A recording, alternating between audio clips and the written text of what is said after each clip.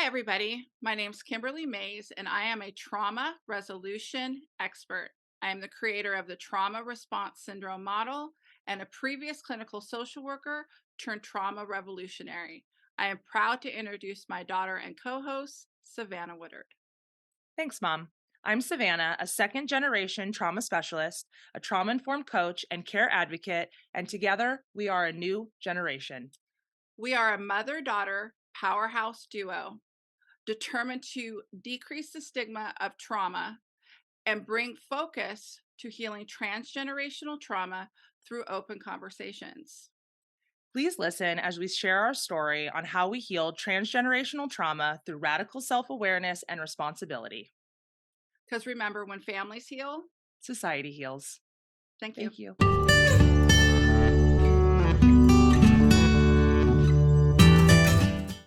Hello, and welcome back to a New Generation podcast. Hi, everyone. Just as a reminder, last week we started a 4-part series on boundaries. Last week, we spoke all about boundaries within our daily lives, which include romantic relationships, relationships with our children, our coworkers, as well as friendships. Today, we're going to be doing an introduction on radical boundaries. And just so you know, our definition of radical boundaries is a boundary set that has life-changing outcomes. So, Mom, are you able to do a deeper definition of radical boundaries? Sure. Yes. Thanks, Savannah. As Savannah stated, our definition of a radical boundary is a boundary that has a life-changing impact. There's many different kinds of boundaries, as people have been discussing and sharing. There's internal boundaries, external boundaries. There's boundaries that are set in our relationships, in our daily life. There's sexual boundaries.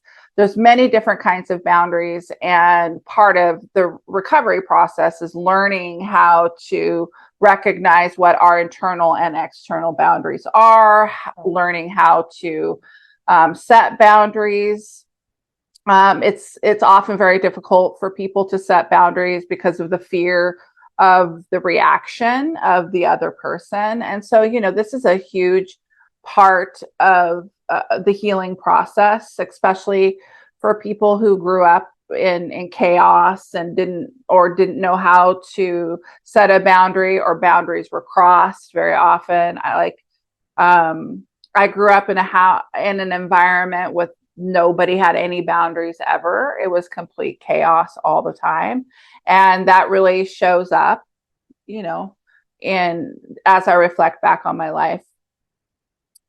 But what we're talking about is a boundary set with hopefully more intention, but not always. For instance, a radical boundary to cut someone out when your life is in danger, or your mental health is in danger.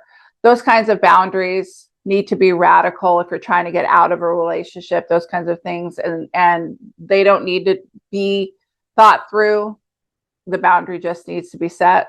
But as Savannah mentioned, the biggest instance where radical boundaries are set are when we make decisions to cut people out, or have no contact, or end relationships, those kinds of things. But there's also other instances of radical boundaries that we'll talk about. But there's, so often throughout our lives, my life, your life, I'm sure, there was a reactionary boundary set that was motivated by trauma because something didn't feel safe, or didn't feel comfortable, or as anxiety, and decisions were made where people were cut out. I definitely, hurt people, avoided people, those kinds of things, because the boundaries were trauma motivated. And so what when we're making decisions to set radical boundaries, it may seem very uncomfortable at the time, but it may be what's best in the big picture. And like, our ultimate boundary, the divide, was very painful, and it was probably trauma motivated. But fortunately for us, we were able to repair our relationship, and now we're here talking about healing transgenerational trauma. And so that was a very difficult experience, but there was opportunity for repair. Yeah, and we'll talk about that a little bit more later in the episode. And we have a few episodes coming up here all around the divide and our ultimate boundary. And that's kind of what we're leading up to today. So like you had said, Mom, sometimes with radical boundaries, there is room for repair, and sometimes there isn't. And that intention is kind of what guides us as to our next move. I'm wondering if there have been times in your life where you felt like radical boundaries were necessary.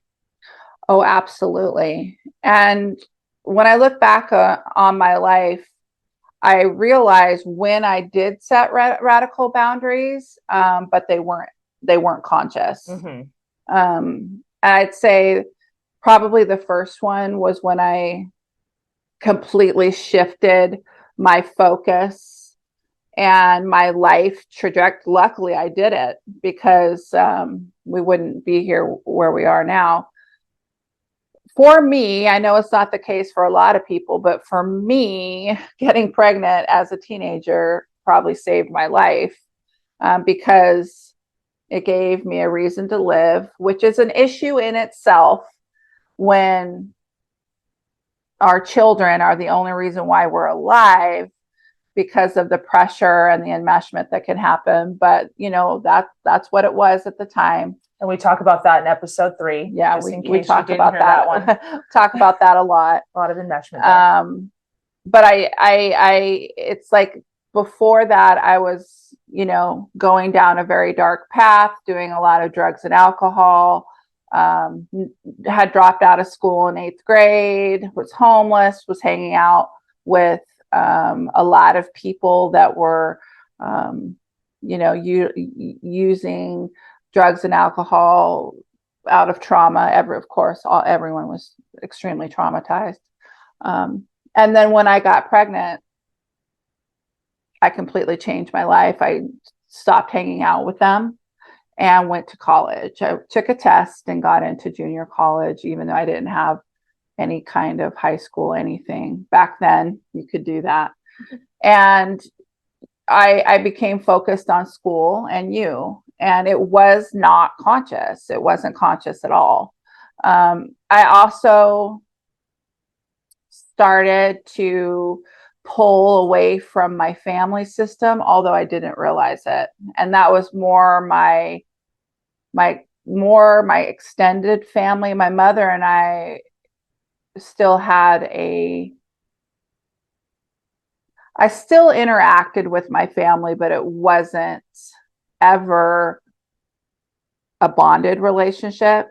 But I no longer was hanging out and doing things with my extended family. My uncles, no longer committing crimes and those kinds of things. And so it wasn't conscious, but that was definitely an internal boundary, radical boundary, that I cut my whole friend group out and changed. I lost a lot of friends by doing that and didn't have much else. So I consider that a radical boundary. I think that moving to Iowa was a radical boundary. It had life-changing impact on your life and my life. Absolutely. Mm-hmm. Again, if I wouldn't have made that decision, we certainly wouldn't be here now. Who knows what would have happened? That would have been staying in our hometown. That would not have worked out well. And so I made that decision again to leave everything and everyone that I knew to make a better life for us. And that was a conscious decision, because I to some degree, because I knew our hometown was too dangerous. and I didn't want you to start going to school there. Mhm. And my brother was getting bullied, and he was getting, going into 6th grade, kids had weapons and they were following him home. And, we just couldn't have you guys grow up there. Yeah, that's scary. It was really scary for Jake. And so, we made that radical decision, and those boundaries of, I'm no longer engaging in the old life that I had, and I needed to leave my hometown. I haven't been back to my hometown since then. That was about 23 years ago or so, 25. And it's for so long, I had no ability to connect to that at all. I had to cut everything out. I couldn't think about it, and I couldn't talk about my hometown. And I no longer talked to my family and cut everyone out, basically. And that was for self-preservation. Definitely, I couldn't. The extent of my trauma that happened in my hometown and in my family system and in the house I grew up in at my grandma's was so extreme that I couldn't think or talk about it for so long. And, I've talked about trying to get pieces of my childhood home back, and trying to focus on some of the beauty of that place, and reclaiming what I loved, Can you give us an example of that? Some of the positive? Where the beautiful poppies, people may be familiar with the California poppies that are just stunning and gorgeous, and people come from all over the United States and beyond to see them, especially when there's a super bloom. Mhm. When there's so much rain that there's just a huge blanket of poppies. It's unbelievable. And we do. I am going to say, please be careful, because people, step all over them and ruin them. So, but that is right outside of our hometown. And my mother had some pictures of the Antelope Valley and those poppies for a very long time. And I couldn't really look at them or connect to them. And now I have some pictures, the same pictures, and I'm going to hang them in my house as a way to, reclaim the beauty of California and where I grew up. And that's on recovery. I mean, that's really cool. Yeah. There's also a place called Morro Bay where I don't know if it's one memory. I can't remember. I think it might be one memory, but I know that my mother took me there sometimes on a little trip. And there's the Morro Bay rock that's very, very prominent in my memory. And I don't have memories. And that was just a very special place for me. And that's in my home, that's in our home state. And so I'm going to get a big picture of that and hang that in my room. And, I grew up driving up and down the highway, the Pacific Coast Highway, and all up and down through Oregon and Washington. And that's all. I was thinking about this the other day. It's like, I lived in Iowa and other places, but we always came back to Iowa almost equally as long as I lived in California. But I definitely still feel like California's home. When I think of home, I think California. And so, that's a type of repair, allowing the good of the childhood to come back and own it, because I feel like I have to hold on to those bits and pieces of childhood, because I had such a terrible childhood that, that part that makes me feel warm in my heart is definitely California. And so, that's an example of that. But I think another really important, very radical boundary that I set was, people talk about having people in our lives for a time and a reason or a season. And that was definitely the case with a very close friend of mine. I've mentioned many times that I have a very difficult time attaching to people and making connections and having friends and those kinds of things. And after my fiance completed suicide and took his life, my friend, who I had been building a relationship with, completely showed up for me 100%. I'm not sure I would have made it through that without her. She was by my side when I needed to go and scream and cry at the railroad tracks and all that stuff. She was there 100%. She really was. She was.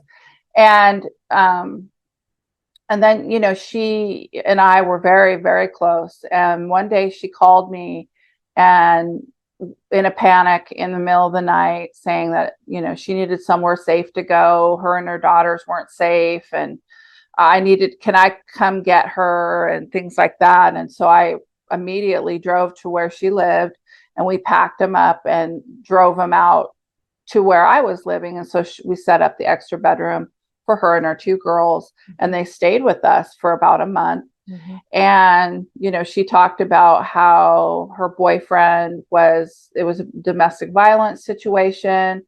He would key her car when she was at work. He would, make threats and all of it. And I definitely thought, this was a domestic violence situation. He probably needed to go to jail, all these kinds of things. And she definitely portrayed it that way. And then one day I went over to her house, and her and I were just casually talking, and she said, that she was going to have a barbecue that weekend. And then she just nonchalantly said that this guy was going to be there. And I literally walked out onto her balcony and just started bawling, because I was going to set a radical boundary. I was going to lose the only friend that I had. And I walked out and I said, I am not going to this barbecue.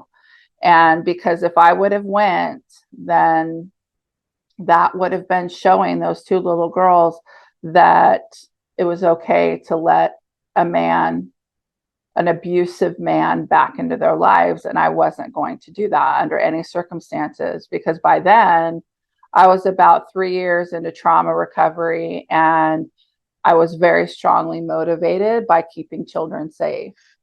We talked about before, when I set the very radical boundary with my cousin, who was, she and her husband and two kids moved from California to where we were living, supposedly to get away from drugs.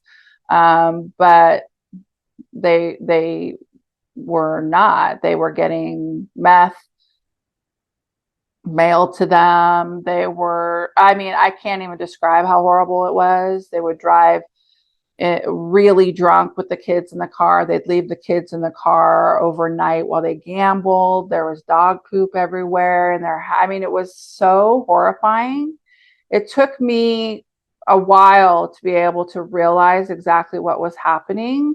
And because I was homeless at the time, and I was living part-time in their motorhome. And so, this was a big decision. And I made the decision to call CPS on my cousin, who I grew up. My cousin would be the closest person to me in my entire life. We grew up like sisters. We were very close. And I could not, I think one of the biggest betrayals was realizing that they had been living like that and doing drugs and, in front of their children. And that my family, my aunt especially, my family knew all of this was happening and did nothing for years. That was and I was just, I am going to protect the children. I was devastated, absolutely devastated by doing that. And I called CPS, and I think I talked about this before. So that the CPS worker came to the door. My cousin wouldn't let her in. And then they drove for 3 days so that the meth could get out of the system of their kids. But it was still in their hair when they tested. And so they were removed while my cousin and her husband kind of went to treatment. It was a joke. And then they took off and went back to Bakersfield, California, and threatened to kill me. Said if they ever saw me, they'd kill me, because they finally figured out that it was me that set the boundary. They were asking my daughter, Savannah, to get them drugs at school when she was in high school. It's like, what? And so, I've never talked to them again. That's 20 something years ago. They threatened to kill me, all these things. And that was probably the most radical boundary I've ever set. And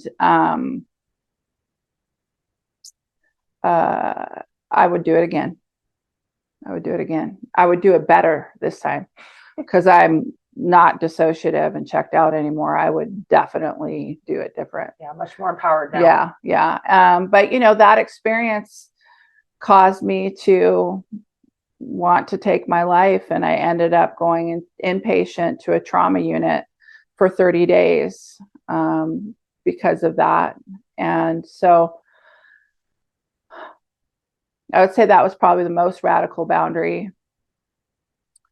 The other radical boundary, was an internal boundary that, I don't have an issue with the word addiction. I know that some people do, but I don't look at it as a fault.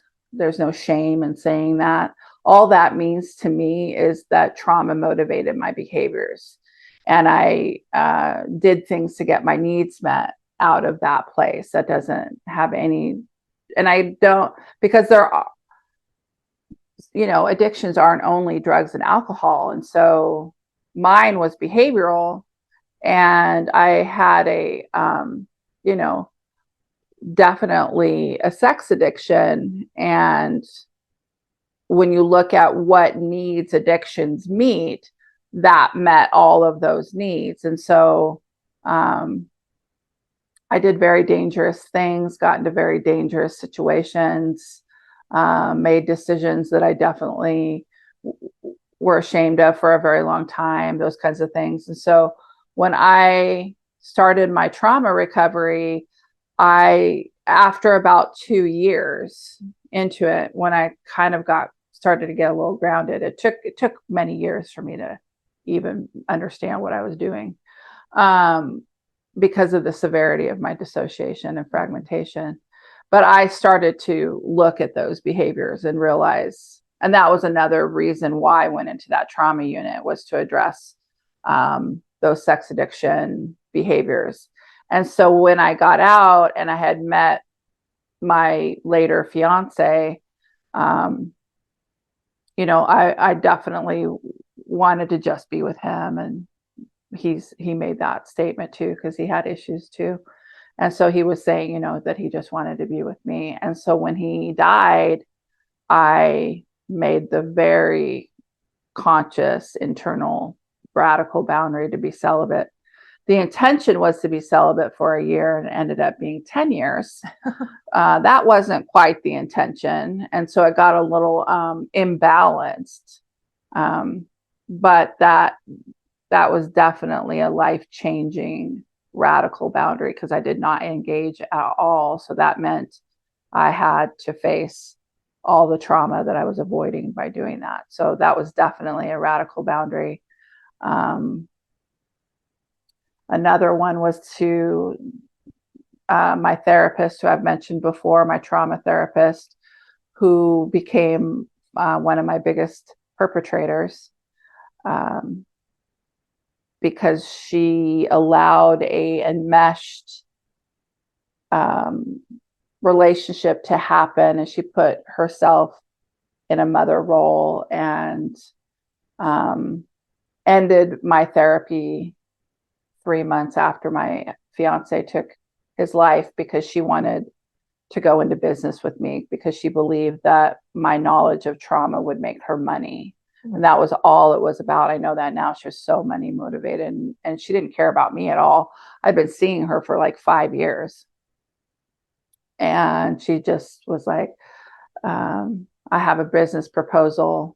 Do you want to go into business with me? And I was like, wow, that was amazing, and things like that, because I didn't know anything different. She definitely, I was not ready to not be in therapy, and I was definitely not ready to lose my therapist of 5 years. But many things happened. We'll probably talk more about this in a future episode, but we ended up moving to another state that was more trauma informed, because the state that we were in when we were trying, this was in 2010, before all the trauma informed, there was what's going on now with trauma was not going on then. People were not open and receptive to trauma, believe me. And so, us trying to go to organizations to train people in trauma, they were like, no, we do the medical model. This is how we see addictions and is a disease and all these things. And so we tried to move to another state. Well, we did. We moved to another state where it was a little bit more progressive. But when she wasn't getting the outcome that she wanted, because I was having some difficulty getting my licensure straightened out, and that, so she just started a new business with somebody else behind my back and completely cut me out. We lived together. That was probably the deepest betrayal. I mean, talk about betrayal. Her and I lived together. Everything in the house was hers, every single thing except what was in my bedroom. And I came home and the house was completely empty. Oh, and God, I've heard this so many times. It's still just painful. Yeah. I mean, the abandonment, I mean, the hijacked amygdala, the fear, the abandonment. I could not stop thinking about driving off a cliff, because my only other close being to me was my dog, who had a brain tumor and he was dying. So we were going to go off a cliff together. And so then that was when Savannah, out of the blue, we had not talked to each other very much. We were not close. I had a dream that we were going to drive off a cliff. Oh yeah. I had a dream she was going to take the dog and drive off the cliff. Yeah. And I was like, rescue. I rescued. I had to save my mom. I called her and said, come and live with me. Yeah. And you did. Yeah, that was we'll talk about that later. That was a whole nother wow. We'll talk about that later. Yeah. So when I got back to Iowa, the therapist was still trying to act like we had, because she's a narcissist through and through. So that was another very radical boundary. I cut her out. I was so deeply betrayed, I couldn't even talk to her anymore. And haven't since. I'll probably write her a letter. I will write her a letter. But my success in my recovery, I could have had her license revoked in 3 different states, because she was licensed in Iowa, Texas, and California. And so, what she did, crossing the boundaries, dual relationship, all the things that she did, I could have definitely, but that's not who I am and what I wanted. And we learned a lot from it. A lot of what we do is based off of not behaving that way. Right. Yes. We learned a lot. Yes, that's true. So that was a very radical boundary to cut her out. But that boundary was definitely based on betrayal and trauma and sadness. And although it did have life-changing, because I always looked at her as the expert and I was the secondary. But then as time went on, I realized I actually know way more about trauma than her. And that was very empowering for me to be able to individuate, because she put herself in a mother role. She's probably one of the only people I attached to. And I was very, very enmeshed with her. And so to be able to individuate from that relationship and realize I'm the one with the trauma knowledge, which is why she ended the therapy to try to go in business with me. And so now I'm able to own what I know separate from her. And that's actually been very empowering for me. And the last probably radical boundary is when I left the community mental health center, where I was lead trauma therapist, specialized in, the dissociative disorders is how they looked at it. I left that community mental health center and swore that I would never work in the mental health system again. That was a very radical boundary. At the time, I thought I'd never talk about trauma again, but of course, here we are. What happens when you try to go off your life path? Yeah. You get knocked right back on it. Purpose is pretty powerful. Yeah. And so, but I made the very conscious, there were radical boundaries. I let my licenses lapse. It was like, I do not believe in the way that the board, it was a very conscious decision. I was making a point by letting my license lapse, not going back into the mental health system, not taking insurance, which I know is hard for some people, but we work on a scale. Yeah, we work on a scale. I do that intentionally because I want to show that you can do this work as ethically as if you had a license. A license is just a test that you take. That does not measure your own personal ethics or your own trauma resolution or anything like that. The license that people think is so important. Now, that doesn't mean that I think there should be no licensing or anything like that. I'm not saying that. I'm saying there needs to be an option. There needs to be choices where people can get trauma resolution without going into those systems. And we have a right to that. And so that was a very radical boundary. And, people don't like it. Some people don't like it. And that's okay. That's okay. That's their right. And, you can go look on the licensing boards in any state and see all of the ethical violations against people who are licensed, having sex with their clients, bound, all these things. And they're all licensed and educated with all the degrees. That does not mean anyone's ethical. And so, we feel that resolution, internal resolution is what provides a, ethical environment and integral environment. And we'll talk more and more about that for sure. So those were quite a few long radical boundaries that, when you have a life like mine that's so extreme and traumatized, there's a lot of boundaries that have to be made. And sometimes they're reactionary and necessary, because you can't get out of that situation without doing something extreme when you don't know any different. Yeah, and that's why we bring this up, because we know a lot of you out there that are listening and watching on YouTube, we know that you've had an extreme life. A lot of people experience really extreme trauma and they're not capable of setting boundaries. They don't know what boundaries are. They don't know how to get out of their situation. And we're here to say that we recognize that it's difficult to get out of such a traumatizing environment. And it does take radical change. So many people are talking about breaking generational curses. That's what we're talking about. Stopping the trauma in its track and really learning new behavior that's not comfortable to us and to other, to our family system. We recognize that that's radical and different from what you've done in the past, and that it's hard. And we're here with you. We've been through it, and that's why we share our story to relate to more of you.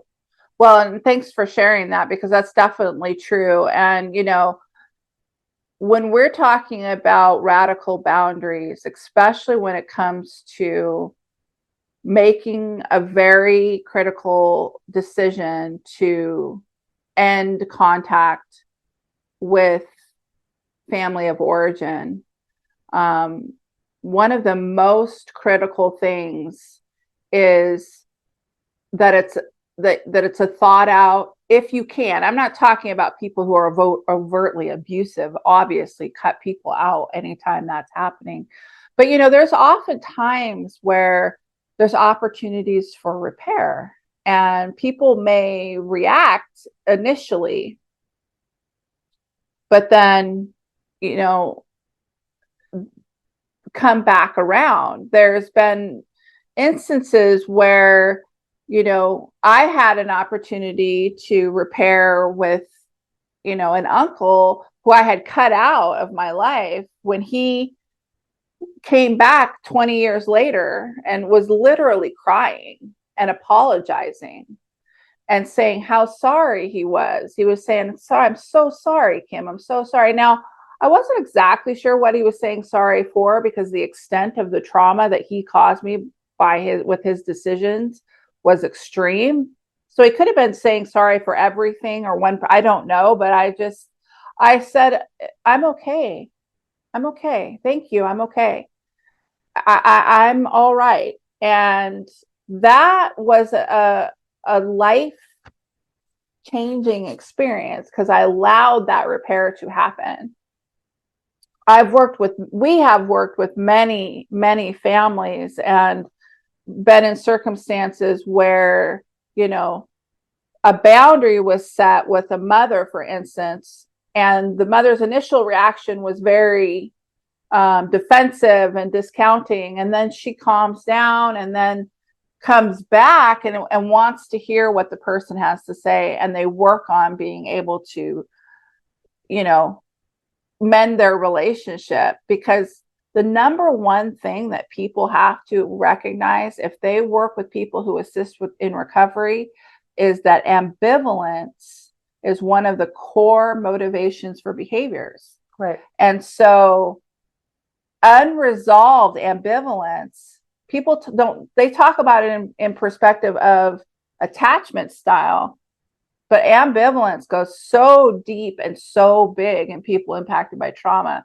And when you just cut people out because they're, quote, toxic, there's no room for that ambivalence. And that drives and motivates people's behavior on a subconscious level so strongly. Then it comes out sideways, and things, trauma motivates behaviors. Then they're trying to re-engage with family they cut out.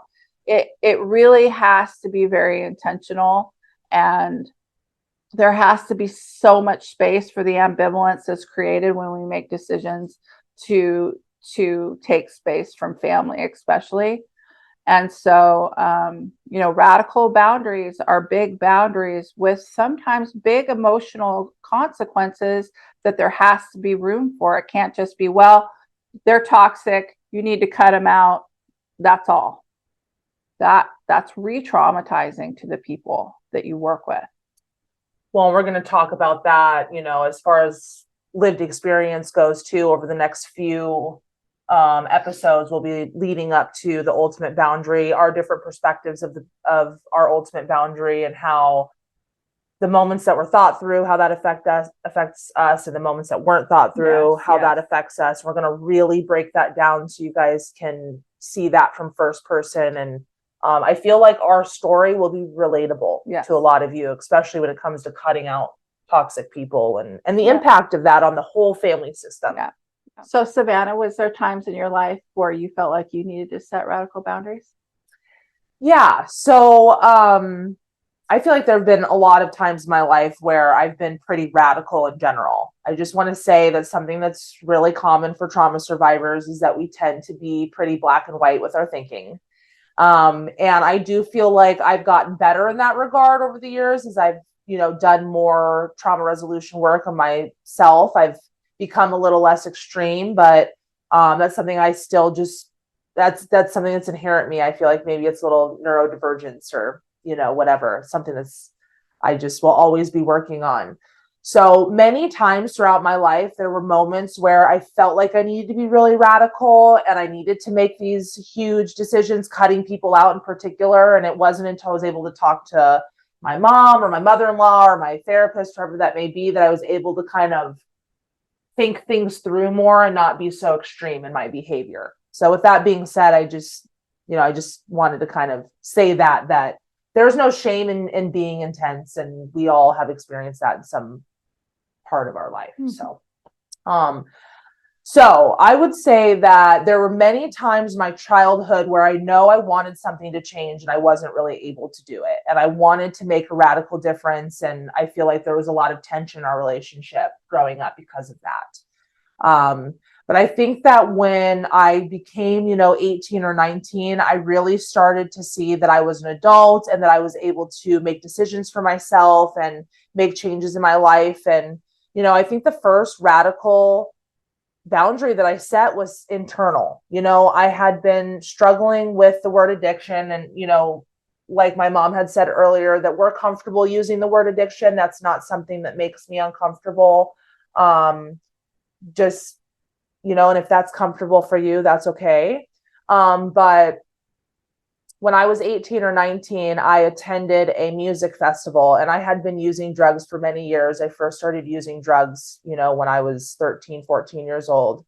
And I was at a music festival and I had a near-death experience, and it really opened up my eyes as to what I had been doing. And I was at a festival and found a bag of drugs on the ground, and I ended up having an overdose because I wasn't sure what it was. I used it anyway. And I later found out from a doctor, I went to a doctor a couple of days later, that it had actually been heroin. And I thought that it was MDMA. So I was unconsciously using an upper and a downer at the same time, and my heart stopped.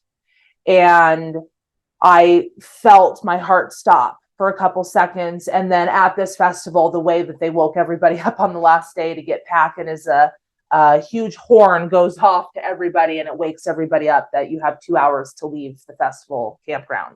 And that sound like pulled me out of my body, and it brought me back to life. We're going to talk a lot more about addiction in the next episode. Our next episode is talking about the radical boundary of ending transgenerational addiction. So I don't want to go too deep in this subject, but I feel like that was the first experience that I had that I really thought, wow, my actions determine my future. And if I don't start thinking things through more, I'm going to die. Like, I really have to have boundaries with myself. I had lost a lot of friends already to addiction, and they had passed away due to overdose and things like that. So that was a really eye-opener for me. And nearly a decade over, a decade later, I had, another experience that we'll, talk about quite a bit more in the next episode, that led to me quitting drinking. My mom set a radical boundary with me that really led to me quitting drinking, and I'm 3 years sober in 4 days. So, woo, go Sav, alcohol free, which is really amazing. So those are some really radical boundaries that have changed my life in such a big way. And I look forward to sharing that more in the next episode. I think the next radical boundary is probably after my first husband passed away in 2019. I say this to people that I know, and it may sound a little bit crazy, but I truly feel like a part of me died with him when he died. And I feel like it was the fake part of me. And that may be corny, that may be cheesy, but there was something that happened when he passed away that I just couldn't fake it anymore. And I couldn't mask anymore. I couldn't pretend to be okay. I couldn't pretend to be comfortable in situations that I was uncomfortable around people and conversations. And I do feel like I became sober from alcohol 11 months after Curtis died. And I feel like those two radical boundaries kind of come hand in hand, that when I stopped drinking, my neurology came to life. and not necessarily in a good way. In the beginning, it was almost like I had been suppressing so much for so many years with alcohol that all of a sudden I like turned on, and I realized how sensitive I was, sensitive to people, to environments, to sounds. And you know, I have a lot of neurodivergence from that. I don't know if I was neurodivergent from the trauma before and I was masking it with alcohol. That's what makes most sense to me. But I've also had my doctor tell me that what happens to our neurology when we stop drinking suddenly can be really jarring and really dysregulating. And, you know, I feel like I used alcohol to mask for a really long time. And that was such a huge boundary for me, because when I stopped drinking, I stopped masking, my relationships changed. My relationship with you changed. My relationship with my mother-in-law changed, with my kids, with my peers. Like, I lost a lot of my friends because I realized that I was pretending to be somebody that I wasn't, just to fit in. And what's so crazy is that I didn't even realize I was doing it until I stopped doing it. And it was just unbelievable. Everything changed. Talk about life-changing outcomes. And you know, stopping alcohol was a pretty conscious choice, but stopping masking just happened. It just happened. Like, I had no control over it, no consciousness. It was just like, wow, I can't do this anymore. And what a change. And I think that led to the next radical boundary that I want to share of, I haven't spoken to my father in about 6 months. And I feel like that was definitely a conscious radical boundary. I feel like I hadn't talked to my dad for many years. And I've shared a little bit here on the podcast, but not too much about him. But he was in and out of my life. He struggles with his own alcoholism and his own,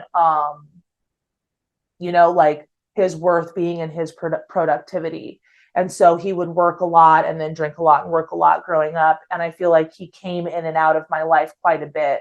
And so when my children were born, I set a radical boundary of saying, I will not allow the same pattern with my kids that happened to me, because I feel personally, for me, and this may be different for you guys and, you know, whoever's listening, but I felt like him coming and going was far more detrimental than if he had just been gone or if he had been present and an alcoholic. I've told you that your whole life. Well, I know, but they don't know this. Oh, yes. And because of inconsistency. The inconsistency which created the ambivalence in IBS. Where I would internalize it. He would come into my life, and the thing was, when he came into my life, he was really present. He would buy presents, he would call me, and that would only be for, you know, maybe a few months at a time. And then he would literally disappear. And how common is that, guys? Yeah, with no explanation at all or anything like that. So of course I internalized it. I was a child and didn't know what was going on. And so that's a whole nother can of worms that we'll talk about a different day. But so I hadn't talked to him, and my sons were 3 and 4 when my husband passed away. So it had been 4 years since I spoke to my dad. And because I had made a very conscious radical boundary, I wrote him a letter why I couldn't talk to him anymore, the patterns that I had seen, what had made me uncomfortable. And I was like, I am ending this indefinitely. I'm not going to let my kids, because of what I was going through, processing that trauma. I was like, I cannot put my kids through this, which was my core belief in the radical boundary with him and the ultimate boundary as well. So it's interesting to think about. So anyway, I hadn't spoken to my father in 4 years or so, and he called me on his own birthday. My dad called me on his own birthday. Typical. 2 weeks after my husband had just taken his life. And I think, whether it was conscious or subconscious, he knew I was vulnerable and that he would be able to manipulate me. Like, looking back now, I feel like he's smart enough to know that if he called me 2 weeks after he passed away on his own birthday, I'm going to answer, because of course I answered the phone, "Happy birthday, Dad."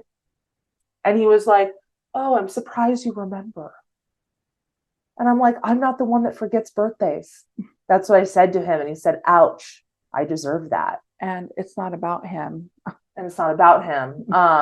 And then, he said my condolences. I had heard what happened. I didn't know if I should reach out or not. I felt like I had to. And, at the time I was like, maybe he had come to Jesus. Maybe he had realized what he had done wrong and that he felt like he wanted to make it right and come with empathy and come with compassion. And maybe that is what had happened. And so I gave him another chance. And I worked, on our relationship for a couple years. And I slowly began to realize that the only reason why we had a relationship was because I was masking. Mm-hmm. And I was pretending to be somebody that I knew that he would like because he's not comfortable with emotions. Like now that I'm really starting to see the situation for what it is, I really think that he's a narcissist. Oh, without a doubt. And that in order to be able to maintain a relationship with him, I would have to have no emotion. Right. Zero emotion. I couldn't talk about it. And expect nothing. And get nothing. And just hold space for him and be there for him so he could have a relationship with my kids. Mm-hmm. And I did that for a couple years. And then I finally felt empowered enough to say, you know what, this isn't enough for me. And I wrote him a long letter of like, hey, could you maybe change? And he literally said, I'm not looking up shit. Those were his words. I'm not looking up shit. You either accept me for who I am or I'm done. And then he blames it on me. Yeah. And so that was the final straw. Mm-hmm.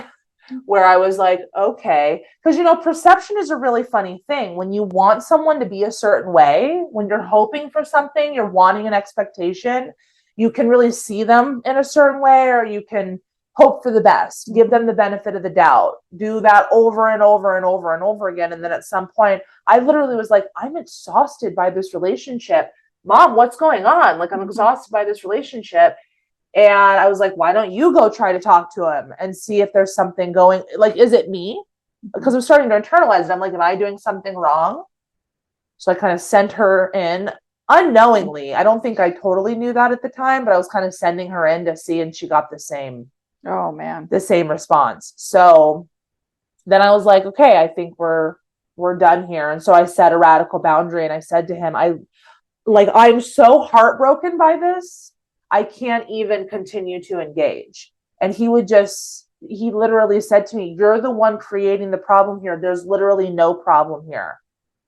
I was like, okay. And so that was the radical boundary. And I said to him, unless you go to therapy for 5 years and you can tell me why I'm upset, do not talk to me again. And I know he'll never go to therapy because he's anti-therapy. Very, very anti-therapy. Although he married a therapist. Yeah, which is bizarre. For 4 months, but we've had a 20, 30-year dysfunctional interactions. And it's interesting that you say that about perceptions, because I had always had very strong perceptions about your dad, about who he was and how he felt about me and all these things. And then I started to wake up and look back and realized he wasn't in love with me. He was obsessed and wanted to control me. Yeah, infatuated and wanted to control me. And it all had to do with his desire to own and control me. And it really changed the way I always thought he was this sweet, loving guy who was broken, I acted out on. And then as I looked back and realized the extreme control that he tried to have over me, I fled from. I was trying to break free. I was trapped and stopped internalizing and realized, wait a minute, the whole time it was all about him and his narcissistic defenses. Well, and it's interesting because when I think about radical boundaries, for so many years, I feel like I just kind of let things go to the side because I didn't want to lose his family. Yeah. Even though my dad was very traumatized and dysfunctional over the years, for some reason, I always isolated him from his family because the women in his family show up, they do show up physically. They show up in a way where like I would go there in the summers. And honestly, it was my sanctuary to go there. My mom was really bad off. And that was where I would go and just be a normal kid and like watch movies and do ATVs and things like as far as like. But he wasn't there. And he wasn't there. So I always had said, I wanted to continue to engage with my dad's side of the family. And so I feel like I never totally set radical boundaries because I was afraid to lose them.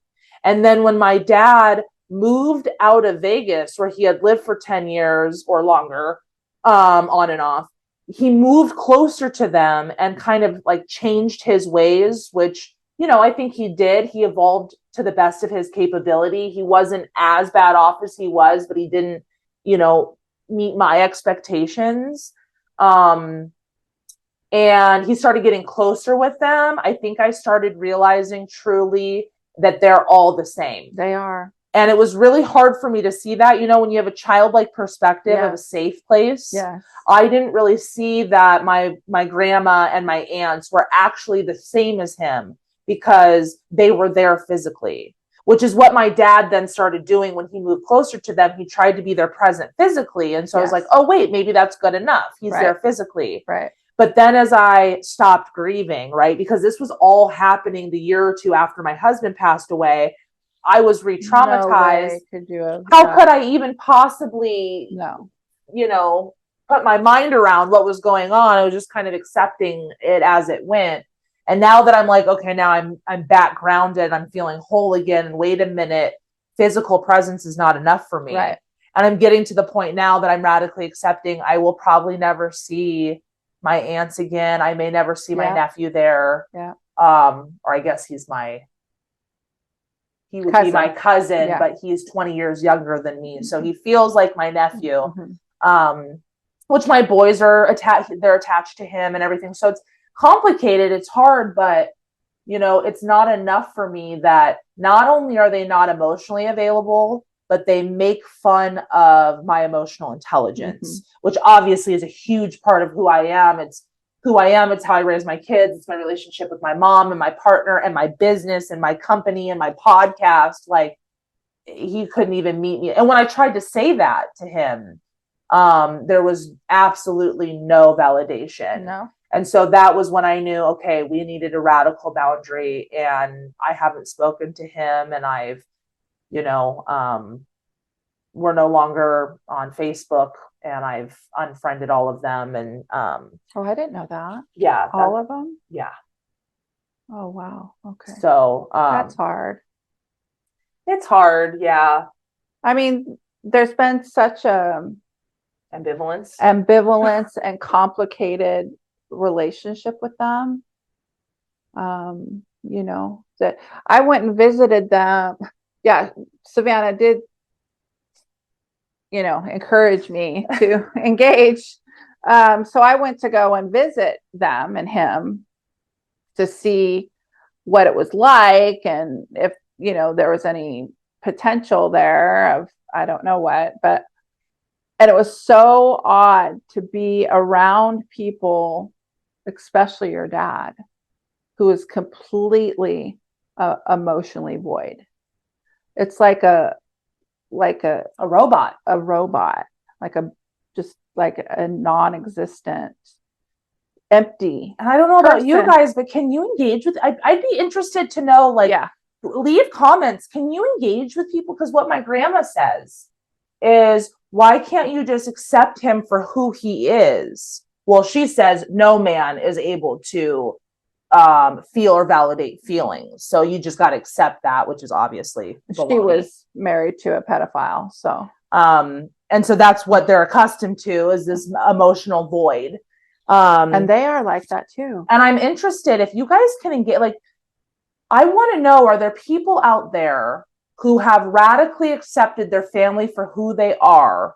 And I want to know how you guys handle that. I want to know, are you able to engage with your dad, even though he gives you nothing back? Nothing. Because it's enough for you to see him give your kids gifts. Like, not emotionally validate them, but maybe just give them gifts. Are there people out there that can do that and you just radically accept your parents and you see them a couple times a year? I don't know. I just really can't do that. Can you do that? I'm interested. Well, and that's and that's the other thing, is that when people, which this is where the parallels between your dad and my mom are, and the narcissism, is when people show absolutely no interest at all in our life's work, Right. our deepest accomplishments, what we've done to literally end generations of trauma, including addiction, because your dad is a severe alcoholic, which is partly why there has to be the radical boundary, because he won't even acknowledge the fact that he drinks like that. I mean, he had told me and made it very clear he will never stop drinking under any circumstances. Well, and that was one of the things that led to the radical boundary, was that I was trying to talk to him about my own struggles with alcohol, and that I thought that it came from him, and that I needed some sort of validation or some sort of acknowledgement, even that, like, I've had to, the struggle that I've had in the last few years of stopping alcohol and what that did to my emotions and my nervous system and the way I relate to him. And he just doesn't want to listen to it. And so I think this is a great segue in our next topic here of talking about, there are times where there's room for repair. And so we can set boundaries with the intention of repairing. Mm-hmm. And then there's other radical boundaries that need to be set with no intention of repair.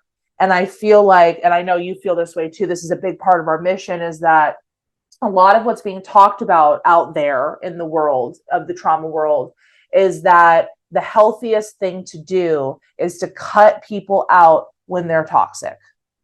And that's it. If someone's toxic, you cut them out and there's no room for repair and you just end it. And that's how you end transgenerational trauma.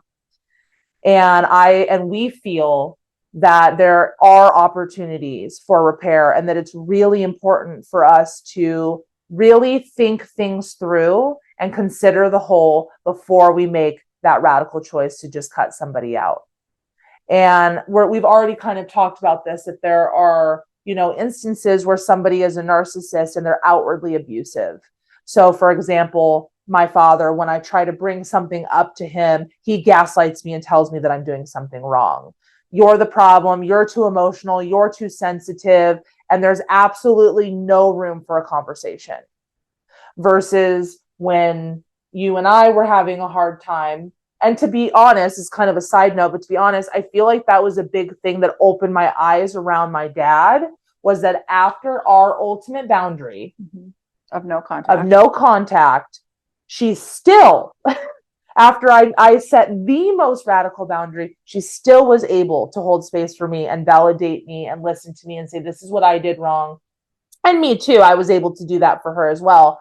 But having that experience with you was so contrasting to the experience that I was having with my dad. Aww. That I was like, holy shit, thank God for my mom in this situation. And also, like, no, my dad can't hold space for me at all. Even through all of the trouble that we've had, all of the pain that I've put you through, you're still willing to talk to me and work things out.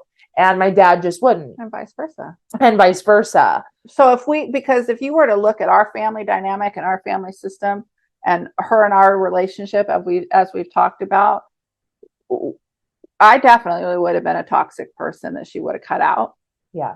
According to kind of what's going on in the trauma movement right now. Standard.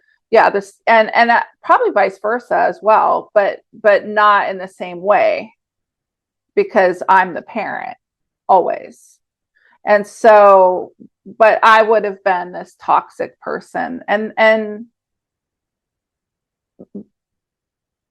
we would never even talk to each other again, which we both have talked about. We both felt that was going to be the case in the beginning, but that's for a future episode. You know, and then another, it's also interesting too, though, that the relationship that I have with my mother, who is definitely a narcissist also, I still talk to her. It's interesting. I feel like she tries. She tried. That's the thing with my mom, I feel like is that she used to not try at all, until I think she started to realize she was going to lose everybody, whether it's conscious or not.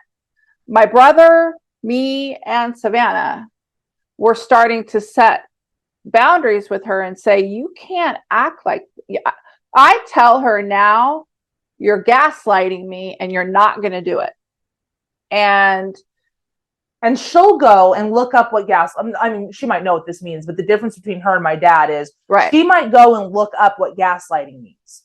She reflects upon herself. She may not agree with what we're saying, but she at least takes a minute to reflect and be like, okay, maybe this is what they're experiencing. My dad literally said, I will not look that shit up. I don't care what gaslighting is. If you think I'm doing it, that's your problem. Right. Which I think is the next thing we wanted to talk about a little bit, is that there are instances where there is not room for repair. Mm-hmm. We recognize that a big part of our mission here, we're going to make people uncomfortable, because we're implying that when there is, you know, a trauma bond there, that there may be a space to be able to work through something. And that a lot of people don't say that. A lot of people will say, if they do this, you cut them out, period. And although that is true in some instances, which is what we'll talk about next, that's what we're saying in this podcast, is that there is often room for repair. A lot of times parents, kids, siblings, grandparents, they want to have a relationship with their kids. Mm-hmm. They don't know how, or they're stuck in a habit or a behavior or a trauma response, and they just don't know how to get out, and they don't know what to say. And people have such a hard time with communication. Communication is one of the most difficult things for humans, in my experience, because we all communicate so differently. And so if we don't have a mediator or a good therapist or a trauma expert, it's really hard to be able to do that work. And we just want to say that majority of people out there, we can heal together if we have radical awareness and self-responsibility. Yes, right. Yeah. And also, just to say that real quick, is that it's oftentimes our trauma as the parent that's unresolved, that's getting in the way of, because what about me? I need to be seen. I need to be validated. I'm the one hurting. And that's our responsibility as the parent. We've mentioned this before, as the parent, to go get our own help for that, so that we can realize what's the responsibility to repair with our children. Because it doesn't matter how old they are, they're still the child of the dynamic. And that's why we work with a lot of, parents, and then Savannah works with usually the teenager or the child or whatever. And so that the parent can be validated and work on some healing as well, so that the relationship can heal more. It's all about trauma being so big. It's getting in the way of everything. Well, and once we take the judgment out of it, of like, you're a bad parent, you're a bad kid, and we take that out, and it's just, okay, hurt people. Once the parents are validated, like once or twice in session, they show up so differently for their kids, of like, because they start to recognize the importance of being validated. They're like, oh, wow, if my therapist can do this for me, or my trauma specialist can do this for me, I can do this for my kids and give them this same feeling. So with that being said, though, let's talk about, there are a few instances where there's no room for repair and we just need to cut them out.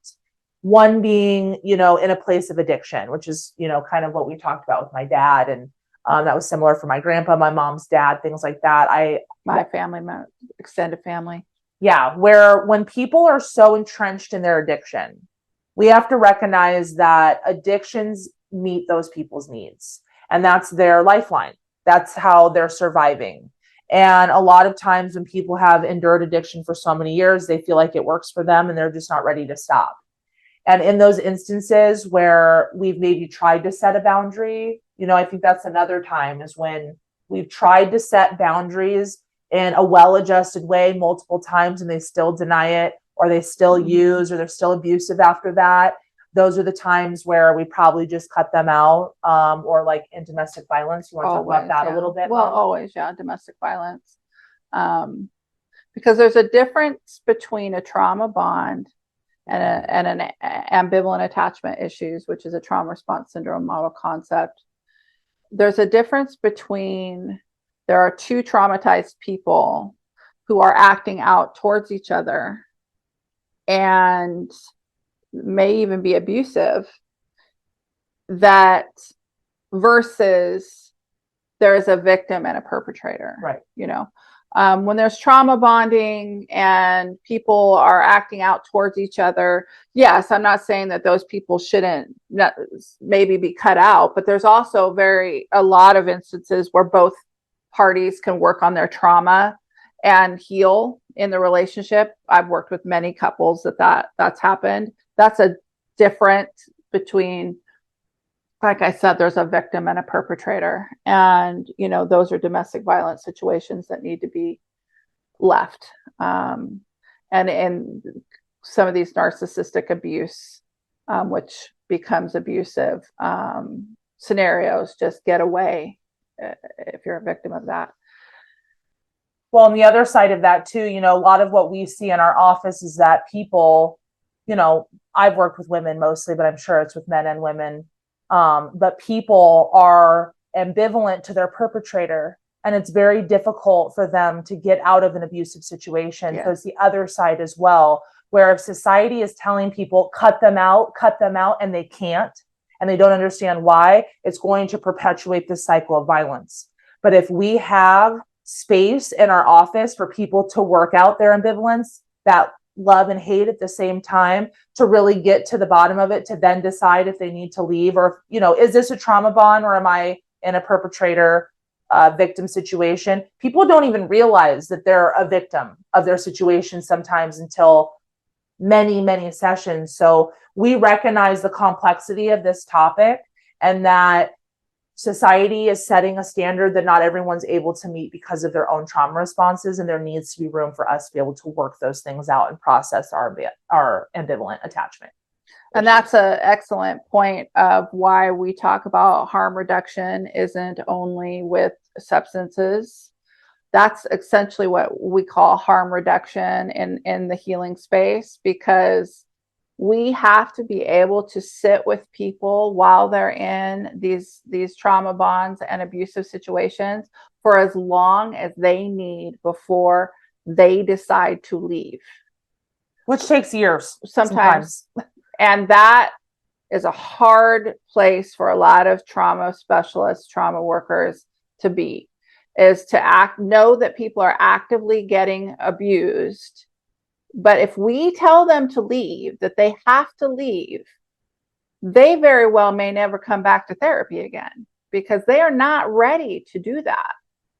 And so that's an important thing to understand when you're working with people impacted by trauma. And there's ways to kind of determine, is this a relationship or a friendship that I want to engage in? Sometimes there's two perspectives to one, to the situation. When, I feel that it's a certain way, the other person feels it's a certain way, and there hasn't been any ability to meet in the middle. And if you're able to, is this a safe enough relationship where we can start learning how to communicate and connect and learn to repair? Is it worth it? Am I getting enough of my needs met by this relationship to try to work on it? That's a decision. Also, am I putting my unmet needs on another person that it doesn't belong to them? I'm trying to get my unmet needs met in this friendship, and those needs don't belong to this person. That's another thing to be self-aware of when you're trying to understand, why is this relationship not working? Once I understand that this person isn't responsible for my unmet childhood needs, are there ways of showing up in our relationship enough for me? Is it enough what this person's capable of giving versus what I want them to give? I want them to attach to me like my mother was supposed to. Well, that's not their responsibility. Right. And, like Savannah said, I know some people have an issue with this concept of hurt people. But it's true, but we don't stop there. That doesn't mean that, well, then you're hurt and you hurt somebody and therefore you're just off the hook. But we do have to realize that people are hurting, and we do hurt people from that perspective. And it's our responsibility to take radical self-awareness, be radically self-aware, and end that dynamic in whatever relationship it is, friendship, childhood, romantic. But when we're thinking about what relationships are worth trying to repair versus who needs to be cut out, we also need to recognize our own trauma responses, that, maybe this person, had to reschedule. Oh my gosh, that triggers our abandonment. That triggers all of our stuff. I have to cut this person out. Those are the reactionary boundaries that can lead to increased distress, because then now we feel all the anxiety of abandonment, and this person was literally just trying to reschedule. Yeah, and something we don't talk about too much here, because we're focused on educating, and that's our sole purpose of this podcast, is if we want to create a voice for those of you who are experiencing the same things that we do through our transgenerational trauma. We want to provide a space for you all to feel safe, to heal, to be heard. But this isn't all that we do. We co-founded a company, One Planet Healing, and a big part of that company is that we want to collaborate with like-minded people to train them in this model, in the trauma response syndrome model, because we want there to be more spaces and offices for people to talk about this without this, let's just cut out because they're toxic. A lot of what we're talking about takes a very skilled trauma specialist, a trauma worker, to be able to hold space for this and to guide it. And we recognize that people don't find that in therapy offices or, in these offices that they're going to for help. They don't feel that. And that's just what we've experienced with the people we work with in our own lived experience. And this isn't like shaming any therapist or the medical model or anything. We just believe at One Planet Healing and a New Generation podcast that people deserve the right to have a choice in doing the work that we're talking about if they feel like it will better serve them. Mm-hmm. And we need more people to do this work, because we're only 2 people and we have a lot of people that need help. So just to put that out there, if you're interested, go ahead and check out One Planet Healing. We're all over the internet. KimberlyMaize.com. Kimberly Maize, we're on all the social media and all the things. So even just to ask questions, reach out. What's our perspective? How would we handle something? We want to engage with everyone, and we want to build community and learn from each other. And, we're here to provide an additional perspective and way of seeing things and working with people that's different than what people are receiving now. And I think it's much needed, and people deserve options. Absolutely. And so just to summarize today, we talked a lot about radical boundaries. And next week, we're going to be diving deeper into this concept of radical boundaries within our life. And we feel like we have ended addiction in many different ways, not just around substances. We want to talk about sex addiction and relationships with other people and how that feels like, addictive behavior. So we're going to really dive into that next week. It'll be episode 3 of our 4-part series in boundaries. And thank you all so much for supporting us in our mission. Yes, thank you. Bye-bye. Bye.